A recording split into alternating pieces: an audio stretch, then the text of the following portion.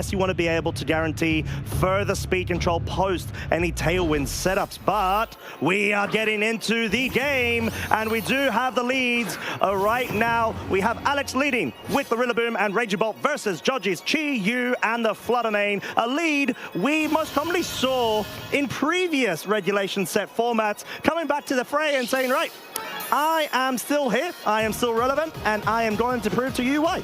Oh, Chi-Yu and Fluttermane, an old favorite, both really strong special attackers up against the Rillaboom and the Raging Bolt. So both of these Pokemon are typically slower than the Chi-Yu and the Fluttermane, and unless they go for the Terra, will be taking super effective damage from any of the Fairy or the Fire-type moves. Of course, Rillaboom does have access to the Fake Out, so it can store the Chi-Yu for one turn. Fluttermane, being a Ghost type, is not going to be affected unless it chooses to go for a Terra. And I think some players do go for that really gutsy, Fake Out into the Fluttermane. But I don't know, at this turn one stage, it might not be quite necessary just yet. But Raging Bolt, a really bulky Pokemon. And here we go, Terrestrialization off the bat. Yeah, and being able to have a special attack on the Raging Bolt does mean it becomes an immediate threat accompanied by those beads of ruin. So Fluttermane's going to really have to take into consideration whether it's going to be able to survive this Electric Terra, Thunderclap, but of course it does acknowledge it. It wants to play a bit more defensive there, both as well with the Chi-Yu. So just trying to test the waters out a bit, be able to avoid any type of fake outs that do come out. I think that was an indication of the Thunderclap and a Grassy Glide connection double up into the Fluttermane. You sort of see Alex's prioritization on getting rid of the Flutter. Yeah, look, now that Alex has burned his Terra, it means he does not have another Terra option. Raging Bolt, being the Terra Electric type, is quite a nice defensive typing for it. It means it will no longer be weak to any Fairy moves that this Fluttermane is going to throw at it. But, Fluttermane was also in quite a lot of heavily threatened by that Grassy Glide from the Rillaboom. Fluttermane just not a Pokemon that's very bulky on the defensive side, and it can be 2-hit KO by that Grassy Glide, so we're going to see that Fluttermane switch right out. Wow, yeah, definitely wanting to preserve it for the mid towards end game scenario there. Terrapagos does make its appearance. We see the cute little form shift away into the Terrapagos Terrastal form, and actually a double switch right here. Chi-Yu not wanting its Focus Sash broken. Lovely little switch in there to the Amoonguss, and you can see Thunderclap once again trying to deal the damage, and the Terra Shell does actually temporarily get broken. I'd say temporarily, but yeah, no, it's definitely going to be broken. I thought Grass Terrain would have been enough, but no, definitely not right now. That's a fantastic switch from Joji over here. And Amoonguss, it can't really spore or do anything to the Rillaboom, but it can go for a Pollen Puff onto its teammate,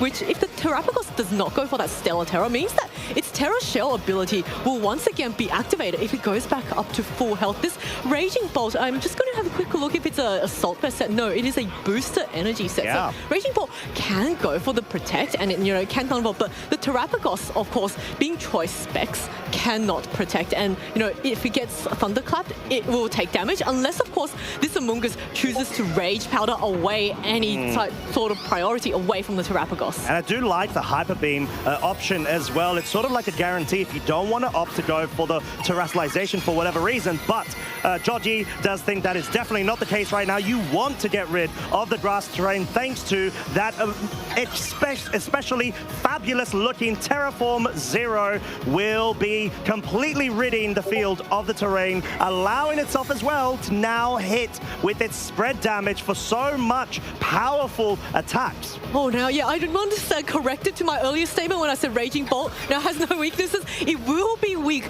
to the Terra Starstorm that's coming up, which is why it's protecting itself. And now all these stars are raining down on this Assault Vest Rillaboom, which takes it really, really well. And Rillaboom, just wanting to get out of here. It does not want to stay in. It wants to keep that grassy terrain active for the future and for the Fake Outs. And it's going to U-turn, and in comes the Incineroar, ready for another round of Fake Outs. out. Yeah, it's a lovely little switch in here. Knowing that it has safety goggles does mean it's going to be able to get rid of any sort of spore focuses in the slot. But the side pollen puff coming out from Joji is going to be able to completely bring it back up to full in terms of its HP. And this is why Amoonguss is such a great Pokemon, especially when accompanied by Terrapagos. It could get rid of the electric terrain. It could force a surprise spore into your opponent's side, whilst also threatening a lovely little recovery in order to bolster its sort of protect the kin strategy with its restricted. Yes, Amoonguss is not just a Pokemon that can put the opponent to sleep, it can also heal its teammates. So now Alex has this Incineroar out on the field, and you know, this Terrapagos is choice specs. It cannot protect. The Incineroar does not care about the Amoonguss because of its safety goggles, so it can just easily fake out and stop the Terrapagos from attacking this one turn. But the Raging Ball is actually going to switch out. So Alex recognizing that it's in the build threat, and maybe he wants to have a bit more options going into this next battle. And that may have been his thought process in removing the Rillaboom earlier on in order to bring it back onto the field, especially not fall through to a super effective move on that Raging Bolt. We do have the Terra Starstorm dealing so much damage. Look at that choice specs really coming into play, but it will have its damage output temporarily reduced thanks to the parting shot. And you've got the pivot action going. Now you can bring the Raging Bolt back in. However, you have to be cautious of a read of the Spore into that slot. Oh, in comes this Zamazenta. It's going to get that +1 defense, and the Spore is not going wrong slot for Joji. But, you know, Zamazenta now in a fantastic position. It is not terrored, so it is not going to be taking super effective damage. Rillaboom also just switching in, meaning that it does get that one turn of fake out. And Rillaboom not really affected by anything the Amoonguss can do, but of course, Amoonguss can go for the Rage Powder because, of course, Alex has used up his Terra, so this Zamazenta cannot go for the Terra Grass and is susceptible to getting put to sleep unless it wants to switch out for this Incineroar in the back. But of course, Rillaboom can just fake out the Amoonguss, make sure it's nullifying one turn, and allow the Zamazenta to do its work. Ooh, as Terrapagos is actually a bit scared right now, running back into its Pokeball in order to bring in the Flutter Mane. So we see this sort of pivot, this board state juggle and shuffle coming around in order to better position Terrapagos later on towards the mid and end game scenario to pick up the KOs, as we actually have the Body Press trying to focus into the Terrapagos. Lovely switch in order to be immune thanks to the Ghost typing there, and you see that the Rillaboom's attack as well is completely negligible, given that it's able to, it's a fake out essentially, right? Yeah, that was a fantastic switch in from Joji, just taking 0 damage from that Body Press onto that Flutter Mane slot, which used to be the Terrapagos. And Rillaboom took quite a bit of recoil damage from that Rocky Helmet. Of course, thanks to the grassy terrain, it is able to heal back the damage that it took. But once this grassy terrain goes away, it has to be very careful about hitting the Amoonguss because it will slowly lose its health. And you know, Rillaboom right now is just so heavily chipped that any attack will knock it out. So, you know, Alex's fake out options, he has to work very, very hard to preserve them. And it's sort of at this point where you need to be able to directly threaten and pick up a KO as quick as you can, but no switch outs, no protective plays from the Flutter Mane. It picks up the KO onto the Rillaboom, at least forcing Alex to no longer have that pressure of the switches. Ooh. And the Heavy Slam, of course, does mean it picks up that one-hit KO onto the Flutter Mane, leaving this little mushroom all on its lonesome self. But guess what? We got some Spore action going.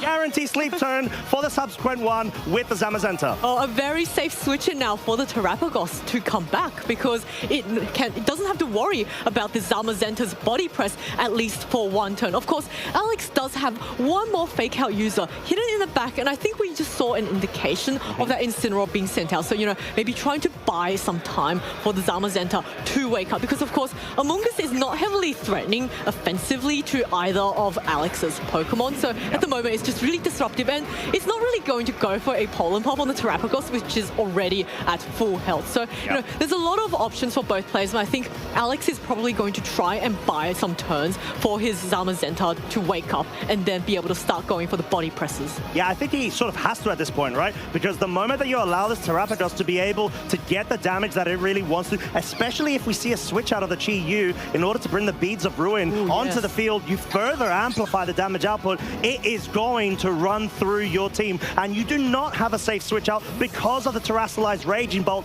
in the back. However, There it is. We see the Chi-Yu being switched in right now. We've got another big damage sweeper available on Joji's side in order to circumvent that fake out going into the Terrapagos. Lovely play. And Zamazenta now going to take its first forced turn of sleep. So there is a chance that it might wake up the next turn. And Zamazenta, having access to a body press, will hit both the Chi-Yu and the Terrapagos for super effective damage. Of course, it does have to wake up at first. And, the chances of a first turn wake up is quite slim, about 30%. So, the chances of maybe getting a flinch with a rock slide connect. So this is something that Alex will have to really consider, because if the Zamazenta does not wake up, it will take really heavy damage from this Terrapagos. I think it'll survive the one turn, but maybe not from a double up from the Chi-Yu. But here we go, the turn is going to play out. It's going to play out, and we still see it still in sleep. Oh, and the overheat KO! Wow! Doesn't even need the Terrapagos at this point. Terrapagos, it will clean up this Incineroar, and this is looking like a bit of a Terra cluster of a situation for Alex. Raging Bolt will be susceptible to a KO straight after, as the Incineroar has now been felled. Oh, a double knockout. A fantastic turn for Joji. And now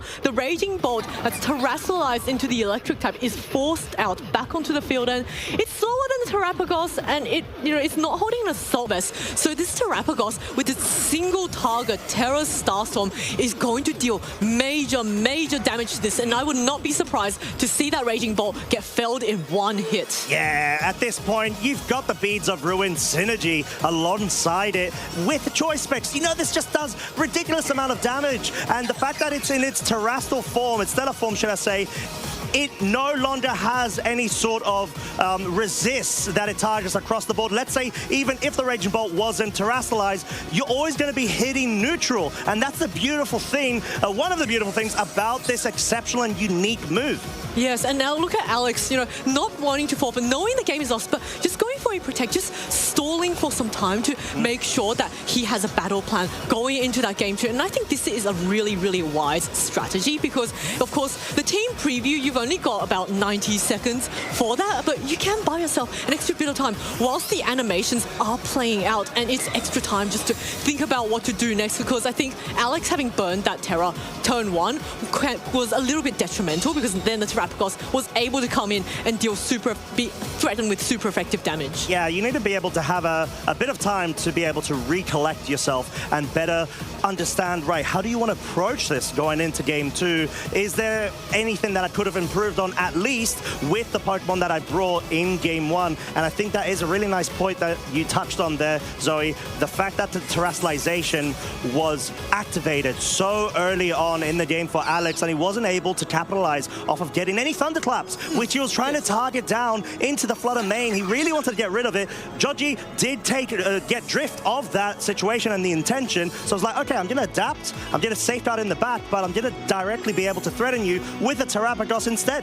Yeah, there was just a really heavy lead favor for Joji, which forced Alex. The Raging Bolt now going for another protect. It is going to fail, of course. Now the Terrapagos is free to rain down stars from the heavens onto this Raging Bolt. Standing very high, it's going to hit, a face full of stars, and there we go. Wow. The knockout, to be expected. And now Alex has that time to think about what he's going to do for that game 2. Yeah, and this is the crucial point right now of being able to go back to the drawing board. Like I mentioned before, how can you better optimize that gameplay, that flow chart? Is there anything that you can do to at least not jeopardize a full terrestrialization being forced from turn 1 or even turn 2? Is there a way that I could be able to deal with the lead of Chi-Yu and Flutter Mane with being able to have and exercise a bit more control from his side, rather than give all of the aggressive pressure straight over to Joji? I think, we might see maybe even Pelipper being brought to the battle. That Chi-Yu with the overheat was able to straight up knock out that Zamazenta. And, if you had the Pelipper on the field with the rain, halving the damage of fire-type moves, that could have helped with the survivability. And also, Pelipper does get access to Wide Guard, which means that if you terrestrialize any of a Pokemon, the Terrapagos, in its regular form, that Terra Starstorm is a normal type move. It is not spread damage, and, it will protect your Pokemon from getting hit super effectively once it goes for that Stellar Terror. So I wonder if that's the kind of adaptation that Alex is looking to make in this game too. Yeah, and we did see how powerful and threatening that Terrapagos is without even in its stellar form with the choice specs. We had seen Terra Starstorm, I think, 120 base power single target move without the stellar form, and that's sort of the reason why you've got Hyper Beam on it as well. You want that additional 30 base power to be able to completely launch out certain calcs that have been, you know, meticulously made in order to survive those single target moves from such a powerful Pokemon alongside the Beads of Ruin. Yeah, when you pair up the Chi-Yu and a Hyper Beam, I don't even think many resisted Pokemon will be able to survive that. We've seen things like Miraidon take KOs against the resisted Pokemon, so I wouldn't be surprised if, you know, Hyper Beam picks off KOs against things like Steel types. Of course, you know, that Zamazenta going down in one hit. Of course, he got put to sleep and did not get that one-turn wake up. And I think Joji, you know, he's showing how he's able to play around any, you know, detrimental Zamazenta matchups against his Terrapagos. Just put it to sleep and then knock it out before it can wake up and heavily threaten that Terrapagos back. Yeah, and Amoonguss was such a key player as well. Having the redirection pressure, having the self-side recovery via the Pollen Puff 2 is really key, and that may have to be a point where maybe even Pelipper could be a bring, like you said, but at least right now, oh, there it is! We've got the Pels on the field, and it is accompanied by the Zamazenta from Alex's side versus Joji's Terrapagos and the Fluttermane, so a bit of an adaptation from both trainers. Yeah, I really like the adaptation that both trainers have made. As Zamazenta now heavily threatens that Fluttermane with its heavy slam. Terrapagos also. So, you know, Zamazenta just in a fantastic position here. Of course, it does have to watch out for the Fluttermane, which will outspeed it. And the Fluttermane can do a lot of damage, but I don't think the Fluttermane can knock out the Zamazenta from one hit. So Zamazenta can just pick either the Terrapagos or the Fluttermane. Of course, the Terrapagos is choice specs. It cannot protect, and it also cannot terrasilize out of its weakness. So I wouldn't be surprised if Terrapagos switched out here just to keep, just so Joji will keep it safe for another turn. Yeah, and like you mentioned, it does really place the Zamazenta into a good offensive position. It can directly threaten KOs left, right, and center. The Fluttermane, if it stays on the field and doesn't go on the defensive, it's subject to a heavy slam, which may be an indication of Joji trying to get a switch in, maybe an Amoonguss, and sort of take advantage of the synergy and the ability of further switch outs due to the regenerator. But we do have Rillaboom on the field. Ooh, really interesting. The Terrapagos has actually stayed in for this battle, and it looks like Fluttermane going for that icy win, getting that double hit, so slowing down the Zamazenta, allowing the Terrapagos to get that hit off first, and it is the high. Is that the Hyper? No, Terra Starstorm. That was Terra Starstorm. I thought it was Hyper. Critical hit. Oh wow! Body slam, no, but heavy slam coming back, knocking out that Fluttermane in one hit. So knocking out any more speed control options from this Fluttermane with this icy win. And you know, one Zamazenta one, I think it's now slower than the Terrapagos, but it can just switch out and switch back in again. It really can, and at least right now, interesting dynamics. We've got the Terrapagos being able to outspeed that Zamazenta due to the icy wind. So even though the icy wind missed on the Rillaboom, that's not necessarily important, as Rillaboom's, at least with that speed tiering, most likely gonna always be under speeding that Terrapagos. But in this scenario, we've got Joji being able to maybe bring a more offensive Pokemon like a Chi-Yu, which would be lovely, especially going up against both fire-weak Pokemon. Oh yeah, look at that Chi-Yu with the Beads of Ruin ability, lowering the special defense of both Zamazenta and Rillaboom. Rillaboom so heavily chipped, it's really just going to be knocked out by any attack. And I'm really curious whether or not the Terra Starstorm with the Beads of Ruin ability active is going to take the knockout on the Zamazenta. The Zamazenta is, of course,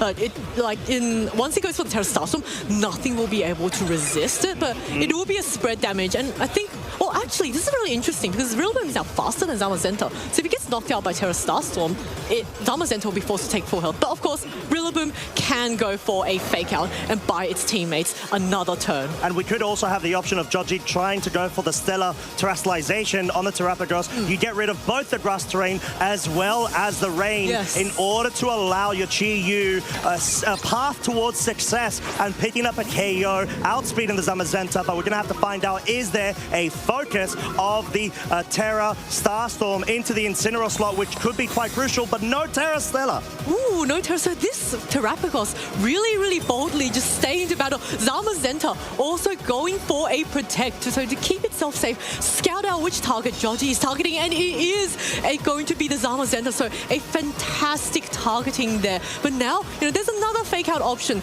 on the field. Chi-Yu has just burned its protect, which means that it is very susceptible to getting faked out this turn. And Terrapagos, I don't know. I'm not too familiar with the calcs. I wouldn't be sure if the Terra Starstorm is going to be able to knock out a very bulky Zamazenta at full health. It's sort of the scenario where I think Joji was at least trying to circumvent the sash being broken due to the fake out, but Alex was able to read that quite nicely and did have that hard switch. So in this scenario, most likely if the Chi-Yu was allowed room to be able to get an attack off, I feel like that double up, or at least the Terra Starstorm in stellar form, as well as that heat wave would have been enough. But we're gonna have to find out. There is the Terra Stella indeed coming out. Grass as well, grass terrain as well as the rain will no longer be in effect, at least for this turn. That is the most valuable Terra Stella that I've ever seen. Removing both terrains and the weathers, allowing the Chi-Yu to even the fake out comes out. So that might mean the Zamazenta, if the Chi-Yu can connect the overheat, is it going to land the overheat? I can't tell. What is this? That, it misses the, no, it gets body pressed. It gets outsped by, actually it may have even just missed.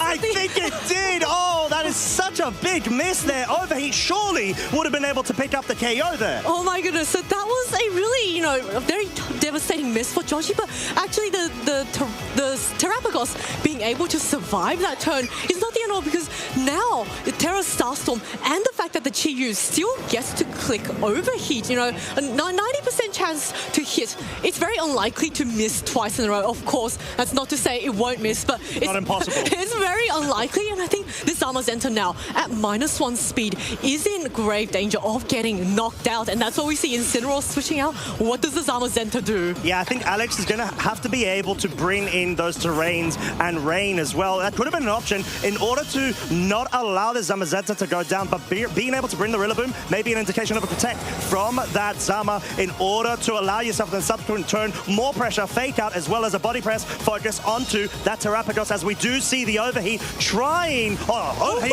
no overheat here. Heat wave does connect with the Rillaboom, so the fake out option, at least from the Rilla, is out, leading to an instant being brought at the end of the turn. Well, Incineroar now can just come back in. Zamazenta, a really wise protect there, just keeping itself safe, and it's really heavily threatening both the Terrapagos and the Chi-Yu, but right now it hasn't been able to get too much damage off. But the Pelipper now coming back in, a really great switch, setting up the grassy terrain and the weather. Once again, of course, Terrapagos has gone for that Stellar Terror, which means it cannot delete the weather anymore. So this Zamazenta is going to be quite nicely protected against any fire-type moves. But of course, Terrapagos also now has to watch out for the Terra Starstorm, because there's the possibility of a wide guard that comes off from this Pelipper.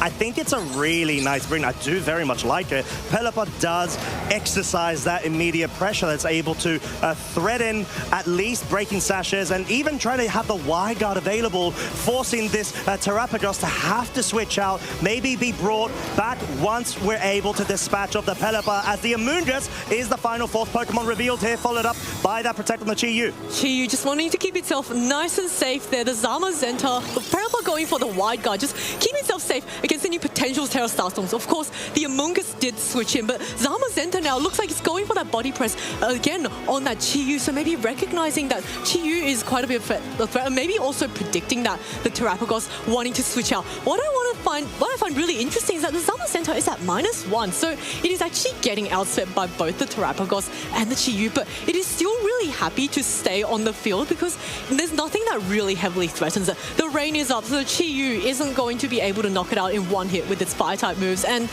if the Terrapagos wants to go for that Terra Starstorm, it's not able to because the Pelipper's there with the wide guard, because, Terrapagos locked into, because the choice specs is locked in. So once the Terrapagos comes back, it might want to think about locking into the Hyper Beam. Of course, that is a single target and it does force the Pokemon to recharge for the next turn. So that is something that Joji will have to consider if he chooses to lock into it. And I think there were a couple of mind games there with the potential Hurricane trying to lock itself into an Amoonguss. course, if the Chi-Yu is still on the field, highly threatening one-hit KO, but no Pelipper action just of yet. We do have an Incineroar instead being brought onto the field, and finally do have a terrestrialization coming out from this Zamazenta. Of course, it is going to be the Grass Terror. It wants to completely ignore the little mushroom, and it will be able to do so quite nicely. Yeah, the Zamazenta, you know, getting that little flower on his head, but it's going to take an overheat. Isn't it not enough to knock it out? No, that range is benefiting the Zamazenta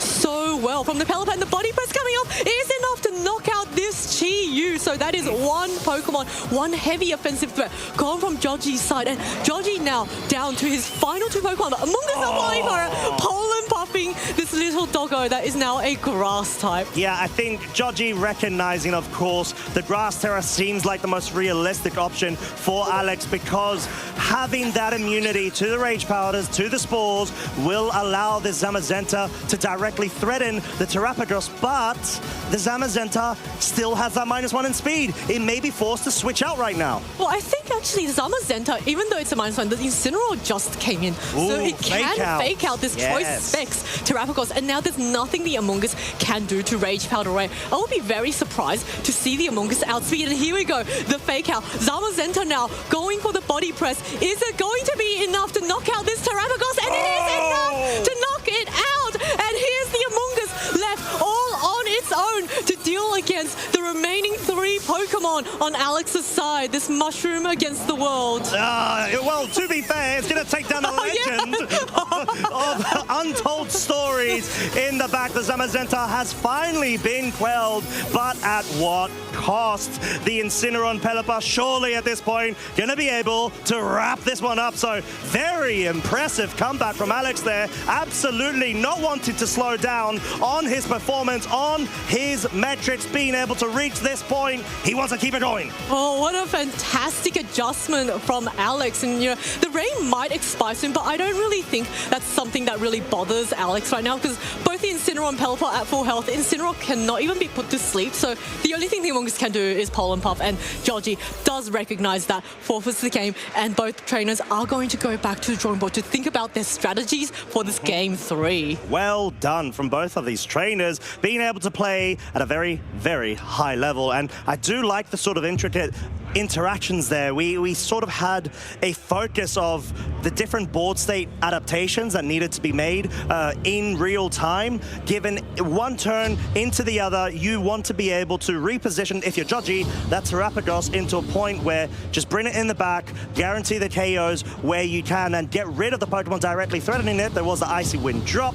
However, Joji didn't get rid of that Zamazenta fast enough, and that was thanks to Alex's good plays, great rotations, always having the fake out pressure available, and then also having the rain. So really creating a couple of thorns into Joji's team strategy there. Yes, that Pelipper was a really great adjustment from Alex. You know, he capitalized on the fact that Terrapagos, once it terrestrializes into the stellar form, it can't actually erase the weather or the terrains again. So all he had to do was wait for that Terrapagos to terrestrialize, and then once he switched his Pelipper and his Rillaboom back in, he had full control of the weather and of the terrain. And I think that rain was what was so crucial for his team, because the Zamazenta was no longer able to be knocked out in one hit by that Chi-Yu, which did, you know, miss one overheat, but I don't think that mattered by that point, because the Chi-Yu was able to get another one off, but we saw it was not enough to knock out the Zamazenta, so I think it didn't make too much difference. Although I do feel like there was a point, had we already seen the Terraform Zero, and was the rain still in effect with that overheat miss? Oh, that's true, actually. Because it may have well actually picked up the KO there. That's actually really true, and I think,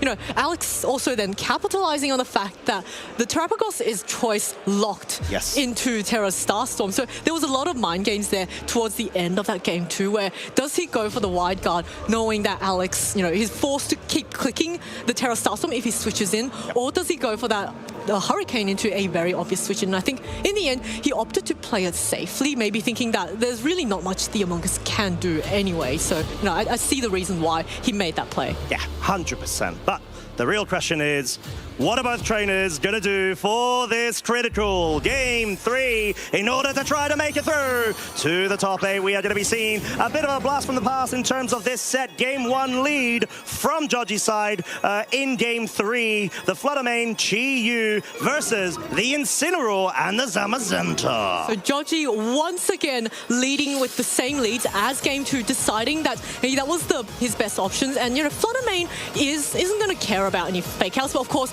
both the Chi-Yu and the Fluttermane are heavily threatened by the Zamazenta. We can see another playback of that Game 1 where the Fluttermane went for that Icy Wind to reduce the speed of the Zamazenta. But of course, Incineroar is there. It can go for the fake out and stopping that Chi-Yu from attacking for one turn, also breaking his Focus Sash. So Chi-Yu has to be very careful right now. Yeah, and we do have the Heavy Slam available for that one-hit KO onto the Fluttermane. So far, it's been very consistent in both Game 1 and Game 2, picking up those KOs. So it is a bit of a reliance on, do you allow this Chi-Yu to be able to navigate around it? Is there even an option of going for the Terra Ghost in order to avoid a potential fake out? But the Fluttermane is actually going to go for the very safe protect. And guess what? The good old Doggo is going to follow suit. Yeah, so a lot of protects on the field. Just keep yourself, in fact, triple protect on the field. So leaving the Incineroar alone to try and do some damage. It looks like it went for maybe a fake out onto the Chi-Yu, and that's not going to work because everyone has gone for the protect. So, a bit of a flank turn, but now all the protects from every Pokemon that can protect on the field has been burned, meaning that, both the Chi-Yu and the Fluttermane has to think really carefully about whether or not they want to stay in. And Alex has quite a free pick onto either the Chi-Yu or the Fluttermane. Of course, Joji can go for a double switch, which we have seen some players utilize, that double switch. So it is definitely not over, but I can be sure that there is definitely a Terrapagos and possibly the Amoonguss in the back. So, depending on how the targeting goes, this is going to be a really close turn 2 and how these players choose their targets. Yeah, and I think it may have well been actually a parting shot in order to try to get that slow rotation, bring in that fresh Pokemon in the back to be able to at least improve the board state, as it's a bit of an indication right now, forcing that hard switch. You've got the Pelipper, it is on the field, or should I say above the field, and it has brought the rain, so it's going to be able to at least mitigate those fire-type moves from the other side of the field. Icy Wind, double connect onto the Pelipper, as well as the Zamazenta overheat. We saw Game 2, it wasn't enough. It still stands the same trial of time. No critical hit to pick up any cheeky KOs. Fluttermane is gone. It is out of this entire set. Have a good one. See you later. One-hit KO. And now, of course, we have the resource that we've been talking about starting to diminish over on Joji's side. Yeah, Joji losing the Fluttermane means no more Icy Winds. But of course, here comes the Terrapagos, the Choice Specs Terrapagos in the rain. Of course, it can go for that Stellar Terror ability and remove the rain, allowing the Chi-Yu to be able to fire off really strong attacks. Chi-Yu is at -2 special attack, so he's not going to be doing very much damage. But this Zamazenta at 54 health is heavily chipped. And I think once the rain is gone, it will be knocked out by another overheat or, Terra Starstorm. So, I think Zamazenta might want to switch out or go for the Protect this turn, just to scout out what this Terrapagos is going to lock itself into. And Pelipper, quite healthy, but this Pelipper does not carry the Tailwind, so it can't get the speed advantage. But, it can still bring the rain back if it chooses to switch out this turn. And it does have Cobra Cloak. At least for right now, it's not going to be susceptible to anything. You would expect that the Wide Guard to be such an opportune move to be able to utilize, especially to be able to protect this Incineroar from any sort of onslaught of huge damage output that we may be expecting over from Joji's side. And no Wide Guard, actually. We didn't have a hard switch, and this is going to be the Rillaboom. We all of a sudden have a double fake-out pressure, which isn't exactly necessary, but maybe you allow a double-up focus to be able to pick up a KO or a very strong Wood Hammer. Ooh, look at this overheat coming off, but into the Incineroar, a very sad overheat. Chi-Yu now reducing itself down to -4. The Terra Starstorm coming off onto the Rillaboom does so much damage. Wow. But it's not enough, and Rillaboom hanging on with just 30, I missed how much HP it was, but it's going to regain some back with the grassy terrain. But Rillaboom now in a really, heavily chipped, and Terrapagos in its non-stellar form, just its terrestrial form, means that it is going to have single target available. And I think, Pelipper is not going to want to Wide Guard right now if it's not in the stellar form. But look at that, the double fake out on the field. Is this something Alex is going to do? Or maybe try to fake out on one Pokemon and buy some time for a partner Pokemon to come in, and then, maybe the Rillaboom going for a fake out so that it can get knocked out this turn and get 2 free switches in. And I do like the fact that we see how much damage that deals. If that was a Hyper Beam, that would have just been a clean one-hit KO. But fake out is going to be the name of the game. It's going to break that Terra Shell. No terrestrialization on either side right now, and that's quite nice in order to allow itself to not feel as safe as possible. Overheat at -4 is very well enough to pick up the KO. Now dropping itself down to -6, even if it is in the rain, even if it is an Assault Vest Rillaboom. This is a Chi-Yu we're talking about, and we know it's very notable of being such a good little goldfish. But parting shot is very crucial here. We're able to start reducing the damage output of this ferocious restricted. Yeah, this is a really nice move from Alex, and now he gets a free switch into 2 of his Pokemon. Chi-Yu now at -6 in the rain. I think the Zamazenta will be able to hang on, but of course the Terrapagos can go for the terrestrialization and get rid of the rain. But of course, if it does, it will be forced into Terra Starstorm, which is locked into, and then Pelipper can just easily go for the wide guard. But I'm really curious whether or not, if the rain goes away, can the Zamazenta survive a -6 from a Chi-Yu? And I think it can, because this Chi-Yu is a Focus Sash variant, not a Life Orb or a Choice Specs. And Zamazenta also actually outspeeding both the Chi-Yu and the Terrapagos. So, it has actually quite a nice time here, because of course it switched out and switched back in from that Icy Wind. And I think this may force Joji into having to try to bring in that Amoonguss,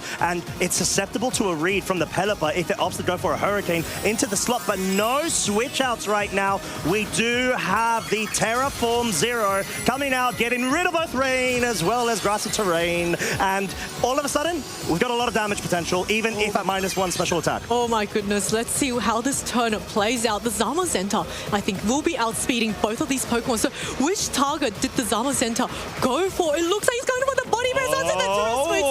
Not enough to take the knockout, allowing the Chi-Yu to go for the overheat, and it does knockout the Zamazenta. And now there is no more body press options available for Alex. And here comes the Terra Starstorm onto this Pelipper. Full no spirit damage, and it is enough to knock out the Pelipper as well. So a double knockout from Joji here. A fantastic turn, and the Incineroar is left alone to try and deal with both the Terrapagos and the Chi-Yu, and possibly whatever Pokemon Joji's got in the back. Good old Pelipper, unfortunately, just being chucked off of the field in such fashion. Unfortunate for itself, fortunate for Joji though, as we have a 3 versus 1 scenario. It is looking like this Incineroar is highly unlikely going to be able to turn this around, and we see the forfeit button in. Joji is going to be your winner of that round over Alex Gomez. Congratulations, Joji. What a fantastic performance there. Running with a Terrapagos, which typically doesn't have the best matchup against a Zamazenta team, but Joji just